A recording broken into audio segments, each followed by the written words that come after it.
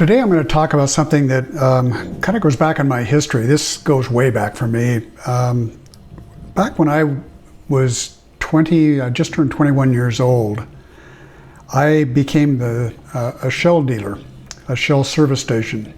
So with that little introduction, let's talk about the past and let's talk about the future. So let's go. Well, today I'm going to talk about something in my past, going back to 1968. In 1968, I was 21 years old, and I had been working at a gas station while I was going through school, and not really knowing what I wanted to do at that point in my life, I decided to become a Shell dealer, a service station dealer. And Shell Oil, I was only 21 years old. They accepted me into their dealer training school.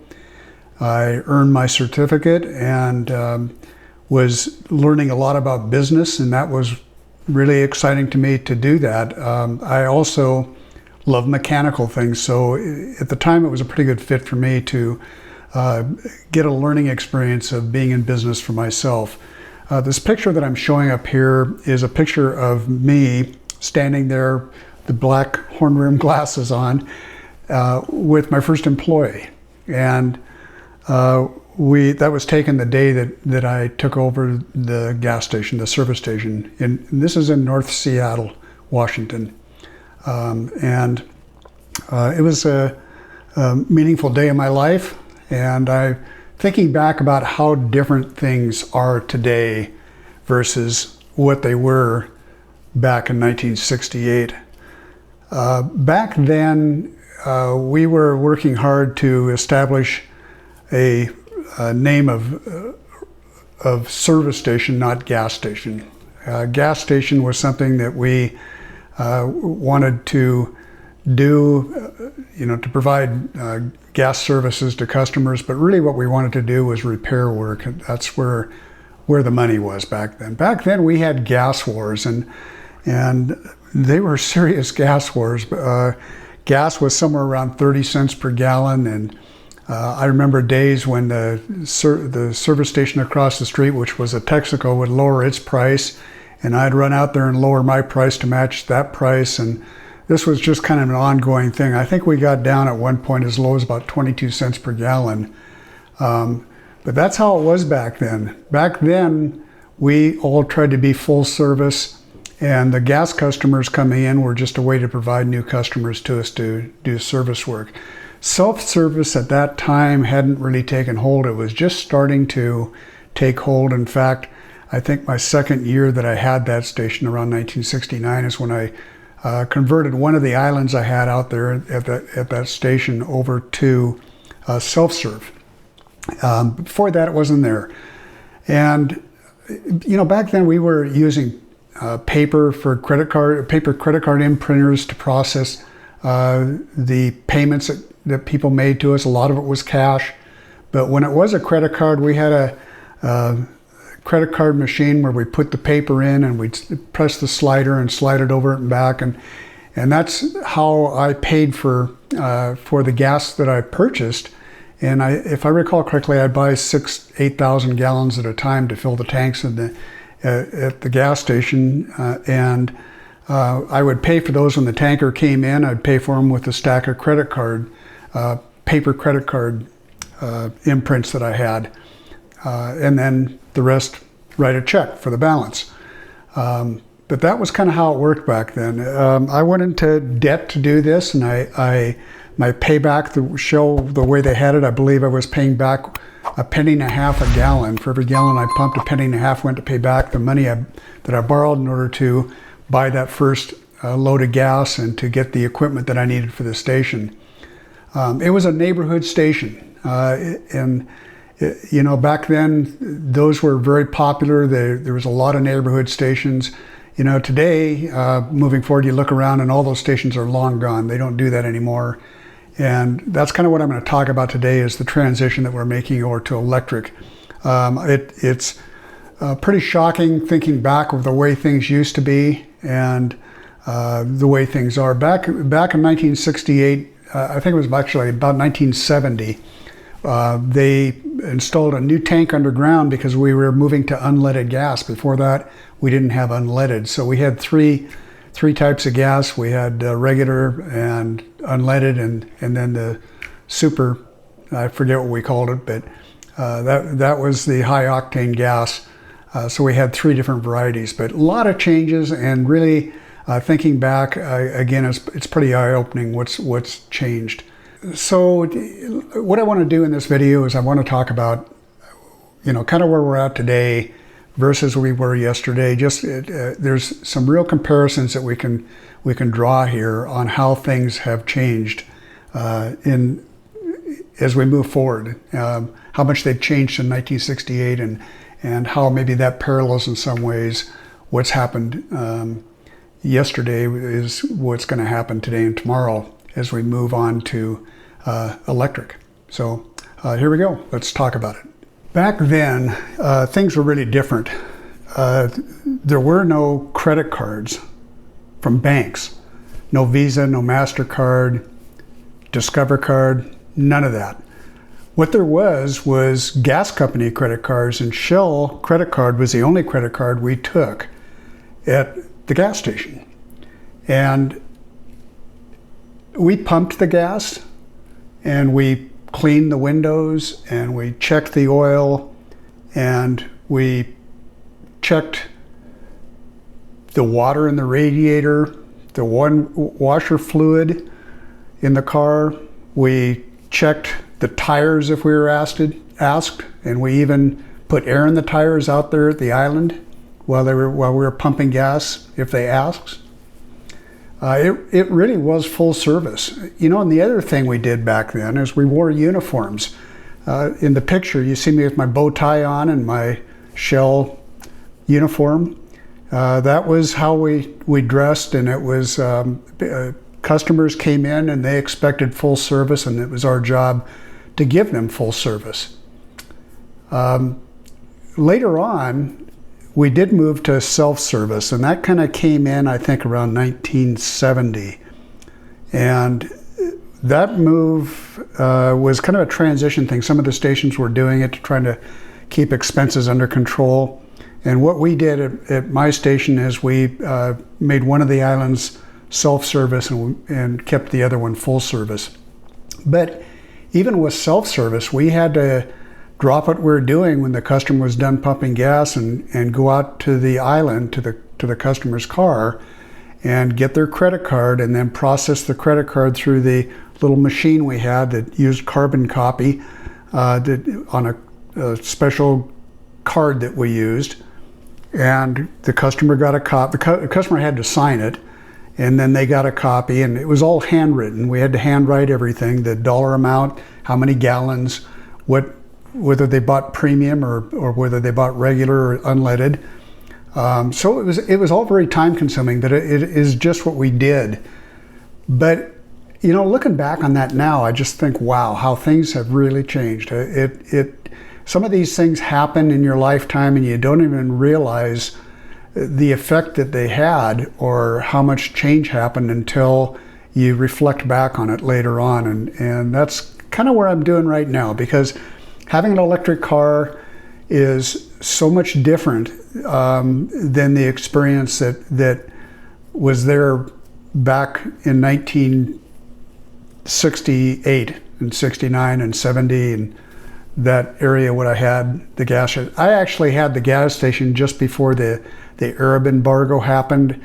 I had sold my business and gotten away from gas station business just prior to the Arab oil embargo, which I'm sure many of you, if you lived through it, you'll never forget it, because there's long lines, people trying to buy gas, and it was just a disaster. But thankfully, I didn't go through that particular phase. But I did get in the gas wars, and the gas wars were brutal back then. Gas typically, if I remember correctly, was somewhere around 30 to 35 cents a gallon, in that range. I don't know if we were up to even 40 cents at that point. But we'd get into price wars with gas stations in the area. We had a Texaco station right across the street from us that we were competing with all the time. It was a small little neighborhood station like ours was, like mine was. And when every time they'd go out and lower their price, then we go out and lower our price, and then we try to match, or we try to be one up on them, trying to gain that gas business, because the gas business brought service business, and the service business is where we made our money by doing selling tires and doing oil changes and brake work and coolant changes, all the things that gas stations did back then. All those things that, now we're moving away from, that just aren't going to exist anymore. So it's really fascinating to look back on what we had. And those of you who are my age, and I know most of my viewers are around my age, you remember some of these things, I'm sure. And I'd love to hear your experience, what you remember.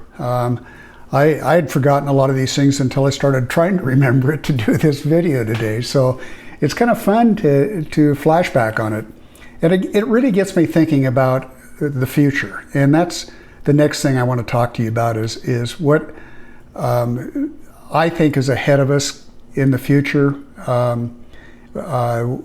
especially the next 10, 20 years. I don't expect that I'll go, the odds are me not being around in 20 years, unfortunately, but that's just a fact of life. And I realize that I have that FOMO, which is fear of missing out, because I want to see a lot of these changes, these things that are going to happen in the future. And so I like to think about it. I like to kind of anticipate things that I think are happening or things that are going to change. And I hope I live long enough to see if I was right or wrong. So anyway, let's talk a little about the future. Let's go there. So this is what I believe is going to happen in the future, and it's already happening, a lot of it, but it's going to accelerate, and I think you're going to see a transition much like we had in the past when we moved away from full-service gas stations to self-service gas stations, and then we moved away from gas stations providing repair and services that they used to provide, and they moved to convenience stores where you would go in and buy some quick items while you're pumping your gas. We're going to move in the EVs, we're going to move the same way. Unfortunately, what has existed, and those of you that have EVs know this, is that the charging stations, that the DC fast charging stations that many of us have dealt with in the last couple of years have been rather in seedy places, not places you'd feel real safe. Most of them are uncovered. They don't have canopies. You're kind of out there in the elements. That's all changing, and it is changing rapidly. And right now there's a huge build-out going on out there on all the interstates in particular, but also off the interstates, of all of the truck stops putting in EV charging stations now, covered canopies with a lot of amenities, all the things that you get when you go to a Flying J truck stop or wherever it happens to be. And you get all of those nice restrooms and food and other things that you want to have when you are charging your car. And we're seeing that happen right now, and it's an exciting change to see it happening. One of the big ones out there that's really developing fast, many of you have heard about it, is probably Iona. And Iona is a bunch of car manufacturers got together and knew that they needed to build out the EV network, charging network, in order to sell more EVs, and that is the future. So they're building out a great network with very nice facilities, or in some cases are even taking old gas stations that were in neighborhoods that had shut down many, many years ago and been abandoned, and they're rebuilding those up into a very nice EV charging facility for all cars. They're not limited to just the manufacturers that started this initiative, but they're for all cars, including Teslas. They have both the NACS connector, which is going to become the new standard, and they have the CCS1 connectors, which is on a lot of the cars like my Lucid.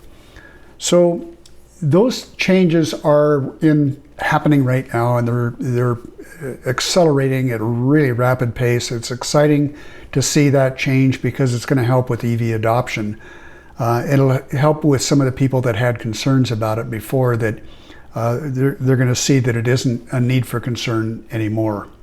The build out also is happening with coffee shops. For example, Starbucks built out about every 100 miles. They installed fast chargers between Seattle and Denver, so that you can go in and go to your Starbucks and sit down and relax for a little bit while your car is charging up, and then be back on your way.